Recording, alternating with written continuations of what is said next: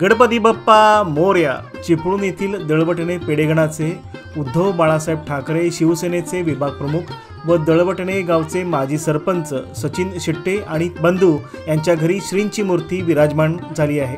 या मूर्तीचे मूर्तिकार सुरेश माडिक हे असून देखावा सजावट विनय शेट्टे, अथर्व शेट्टे, दीप शेट्टे आणि सोहम शेट्टे यांनी साकारली आहे।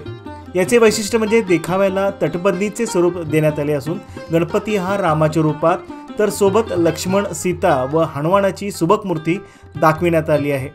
यांच्या घरी श्रींची मूर्ती गौरी गणपती विसर्जनापर्यंत पाहता येणार आहे।